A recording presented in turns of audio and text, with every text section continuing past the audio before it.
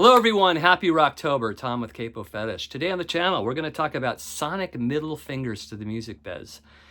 Basically, albums or tracks that directly or indirectly diss on the music biz. So, one of my favorite moments on Saturday Night Live, one of my favorite musical performances was from 1977. And I remember watching this performance the first time it was aired.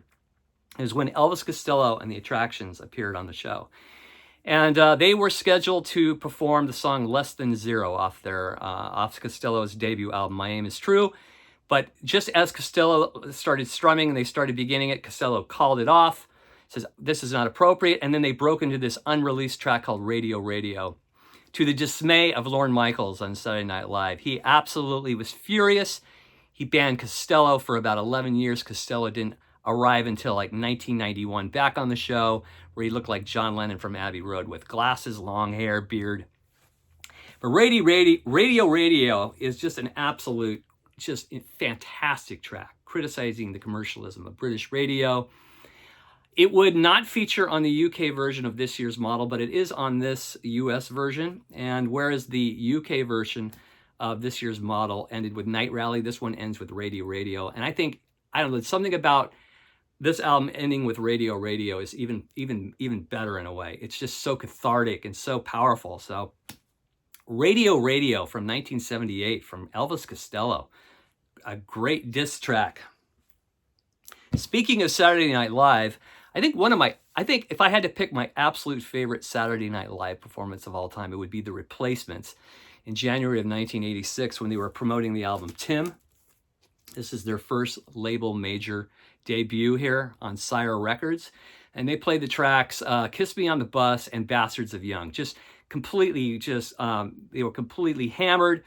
And it was just one of the most amazing raw performances on Saturday Night Live. And they trashed the dressing room. And they were banned for life too. They never came back. But the album we're going to highlight today is the second Replacements album when they were on Twin Tone Records. And that album is Hootenanny.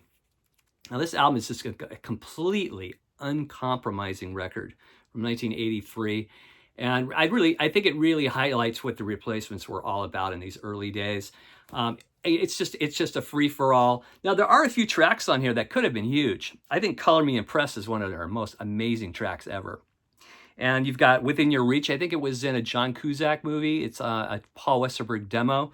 But the rest of the album is just a free form, of yucks and funny stuff. And, it's just a complete middle finger to the music industry. So the last track, called Treatment Bound, recorded, it sounds like on a little cassette player, pretty much sums up the whole attitude of this album. And it says, the label wants a hit, but we don't give a shit.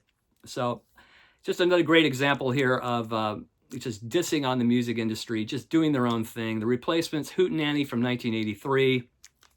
Good stuff.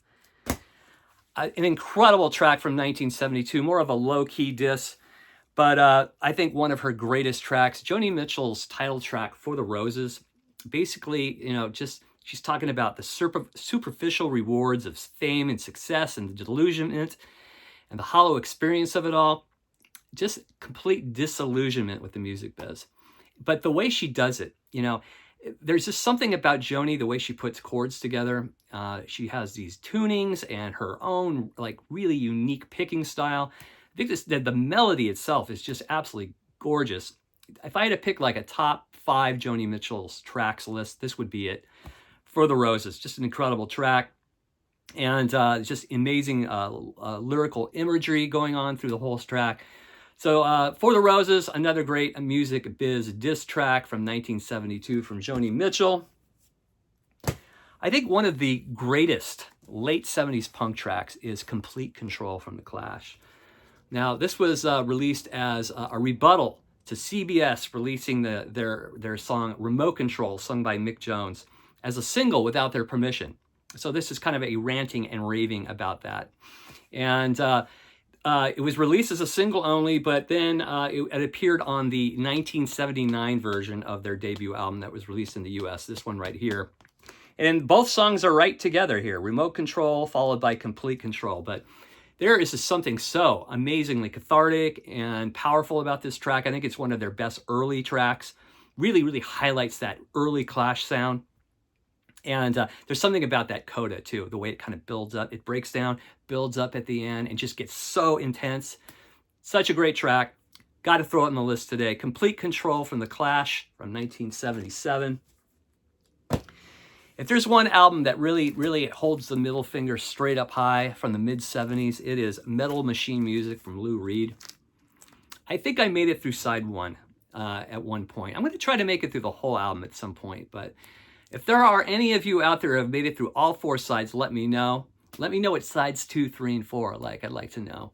But I mean, the fact that RCA, a major label, would put this out is just amazing. That would never happen today. You know, in the early 70s, early to mid 70s, you know, labels were known for nurturing their artists. And I mean, for them to release this is just unbelievable, right? So I think this came after Sally Can't Dance. And then later in the year, he released Coney Island Baby, which is a fantastic album. But yeah, this is a slog to get through, but it's definitely a statement. And that is Metal Machine Music by Lou Reed from 75. Let's go back 10 years. The Stones were even dissing on the music industry, even early on.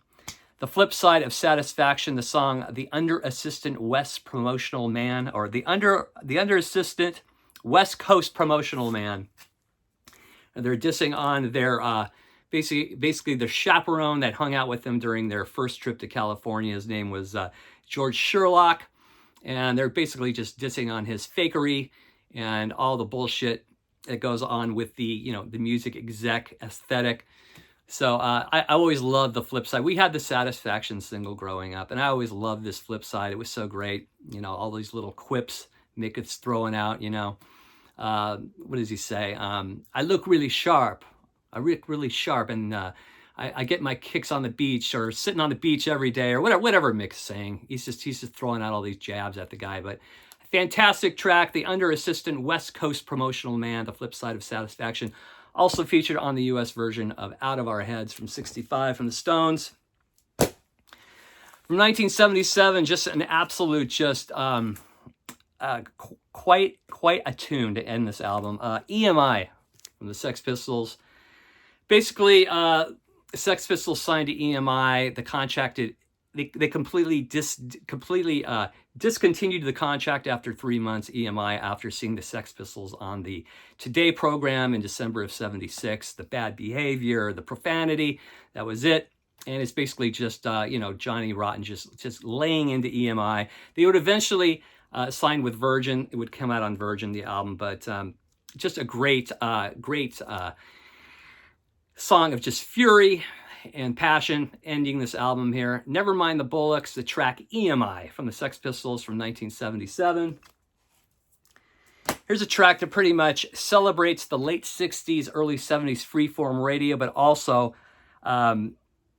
talks about how it would become so formula throughout the 70s into the late 70s, formula and commercialized. I'm talking about Spirit of the Radio by Rush. This song has had a lot of airplay. I've always liked this song. I like Alex Lifeson's guitar sound on here. I like this particular era of Rush. I like that kind of flange sound Alex Life's using with that kind of little bit of dirt on the flange. And I love all the dynamics going on in the track. And you know, the lyrics, you know, the words of the prophets were written on the studio wall, concert hall, echoes with the sounds of salesman. So cool stuff here. Rush, Spirit of the Radio from Permanent Waves. Fantastic track. Tom Petty had his own problems with the record company and the music biz in 1979. His first 2 albums were moderate sellers. You're Gonna Get It and the debut album. But the time his 3rd album came out, ABC Records sold their contract to, basically they were sold to MCA. Petty contended his contract could not be assigned to anyone without his permission. MCA sued Petty, and then Petty declared bankruptcy to get out of his contract. Eventually, he would sign with Backstreet Records, which was a subsidiary of MCA. But the song Refugee pretty much is a track regarding all these legality issues. It's basically a song about resilience and personal freedom to Petty. So just a fantastic track, Refugee, highlighting his issues with the music industry and his struggles and his freedom. So an incredible album from 79. I think really one of the best produced albums of that era. Such an amazing amazingly produced album, and it really would just, it would just send Petty out into the stratosphere as a superstar. The first two albums, he was more kind of an underground artist, kind of working his way up. But after this, he became a global star, and a fine album. This album is just timeless. Damn the Torpedoes, the song we're highlighting is Refugee. And then I'm saving the best for last. I think an album that pretty much says it all about the music industry, and that is the Kinks' Lola versus Power Man and Money Go Round Part 1. You know, it's like one of those things where the subject matter is dour, but when you got Ray Davies writing behind this stuff with sarcasm and the wit, it just makes it more of a happy listen. So it's basically just somebody, you know, trying to make it in the business. And they use the song Lola as the hit single, like as the protagonist's hit single. And so he has the hit single, and then he goes to the parties, the fake parties, and the photographers are taking pictures, shot of a lifetime on top of the pops. Fantastic song. And the Money Go Round, he's dissing on, you know, previous managers and will he ever get his money. Side 2 kind of deals more with, you know, life on the road, this time tomorrow. Just an incredible cycle of songs here. 8 Man is like a song about escape, wanting to escape, you know, the modern society. Power Man kind of highlights the entire album in one song. Gotta Be Free, just an amazing, like, just powerful track talking about being your own person, having your own personal freedom and choices. And I love that one line in Gotta Be Free where he goes, I gotta be proud to stand up straight and let people say I'm nobody's slave.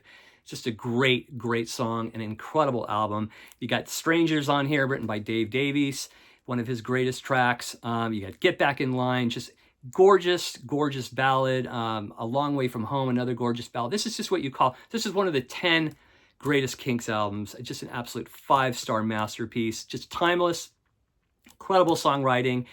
And it's the most perfect diss on the music industry ever released. So there you go. That's my list today on sonic middle fingers to the music biz. Do you have any more to add to the list? Please do. I appreciate it. If you dig the content across the channel, there's a lot of content to watch, and you dig it, press subscribe. I'd really appreciate it. It's free. And as always, thanks for watching. We'll see you soon. Take care. Bye-bye.